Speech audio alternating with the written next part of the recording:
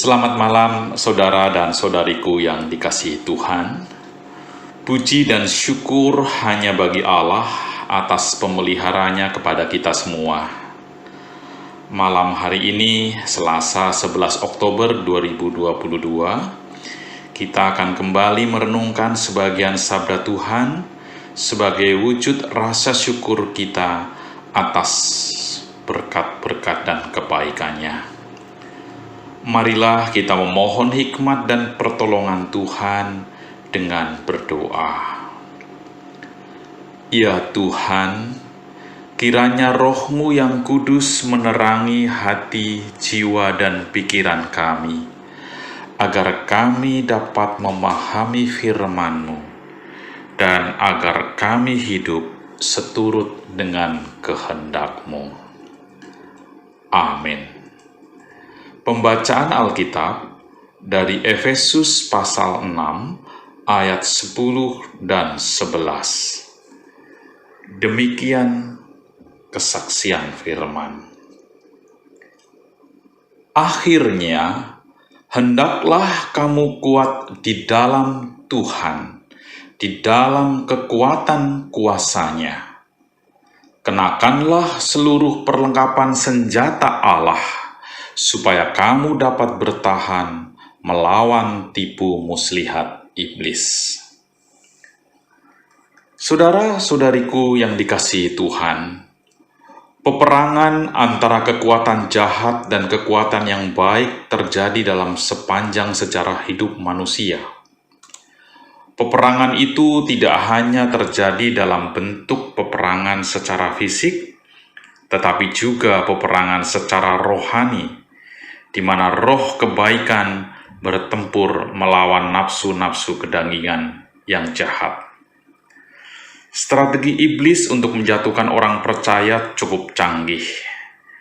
Iblis sangat manipulatif dan bisa memakai segala macam cara untuk menipu manusia. Kekayaan, kepintaran, talenta, persaudaraan yang semuanya baik bisa dimanipulasi oleh iblis sedemikian rupa sehingga menjadi sarana untuk melakukan kejahatan. Bahkan, pelayanan gerejawi pun bisa dimanipulasi oleh iblis, yakni ketika pelayanan kasih kepada sesama yang seharusnya berujung pada kemuliaan bagi Allah, berubah menjadi alat bagi kekuasaan dan pemuliaan terhadap diri sendiri. Meskipun manusia lebih sering berusaha menunjukkan kekuatan dirinya, sejatinya manusia mempunyai banyak sisi yang lemah. Kekuatan jahat akan menggunakan segala cara untuk menyerang sisi-sisi kelemahan manusia. Orang yang nampak rendah hati sangat mungkin mendapat serangan melalui puji-pujian dan sanjungan. Mungkin pada awalnya pujian dan sanjungan tidak mempan, dan tetap dia bersikap rendah hati. Namun pelan-pelan digiring sedemikian rupa agar mulai menikmati sanjungan dan pujian. Dan tanpa disadari, dirinya menjadi orang yang kemudian senang dipuji.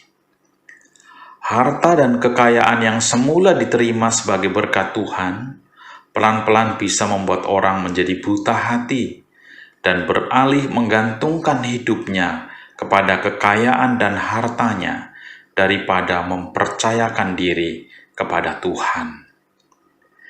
Demikian pula halnya dengan kekuasaan, kepandaian, dan lain sebagainya, dengan mudah dimanipulasi oleh iblis untuk membuat manusia menjadi jahat.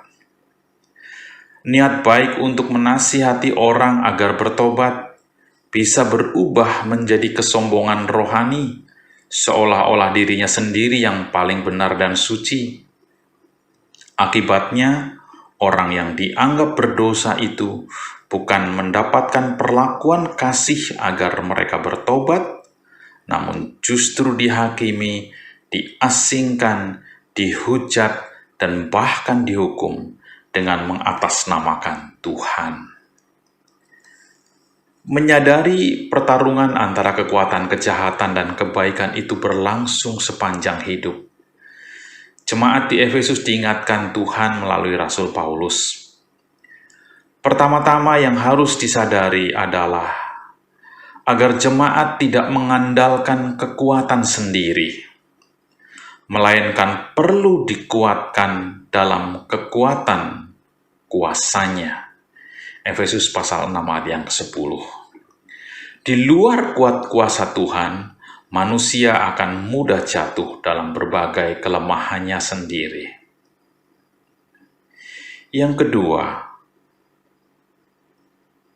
untuk memenangkan peperangan, manusia perlu mengenakan seluruh perlengkapan senjata Allah. Ini sebuah kiasan saja. Ibarat peperangan, maka seorang prajurit yang akan maju ke medan perang perlu mengenakan pakaian tempur yang lengkap dari kepala hingga ke kaki. Dalam peperangan rohani, prajurit harus maju dengan berketopongkan keselamatan, berikat pinggangkan kebenaran, berbaju zirah keadilan, berkasut kerelaan memberitakan kabar baik dan kabar damai sejahtera, berperisai iman, dan berpedang roh, yaitu firman Allah. Selain mengenakan perlengkapan tersebut, seorang prajurit harus berdiri tegap, artinya bersiaga dan berjaga-jaga melalui doa yang terus-menerus. Saudara yang dikasihi Tuhan, peperangan rohani ternyata tidak semudah yang kita pikirkan, bukan? Tapi meskipun tidak mudah, sesungguhnya kita bisa memenangkannya. Hanya dengan kesediaan merendahkan diri dan bersandar pada kekuatan kuasa Allah, serta mengenakan pakaian tempur lengkap, yakni mahkota keselamatan, kebenaran, keadilan, damai sejahtera, iman, dan firman Allah, serta bertekun dalam doa, kita dimampukan untuk memenangkan peperangan rohani melawan kekuatan kejahatan. Semoga kita semua diberkati. Amin. Marilah kita kembali berdoa, menyambut firman Tuhan, dan juga menyambut istirahat malam pemberian Tuhan. Ya Tuhan, kami mengarak syukur atas besarnya kebaikan dan rahmat kasih-Mu. Kami sadar bahwa kami lemah. Oleh karena itu kami memohon kuat kuasa-Mu, agar kami mampu berperang melawan kekuatan kejahatan, baik kekuatan jahat nafsu dalam diri kami sendiri, maupun kekuatan kejahatan yang datang dari luar diri kami. Ajarilah kami senantiasa taat kepada kehendak-Mu. Kami berdoa bagi bangsa dan negara kami, kiranya damai dan sejahtera tercurah atas bangsa ini. Lindungilah semua orang yang kami kasihi, dimanapun mereka berada.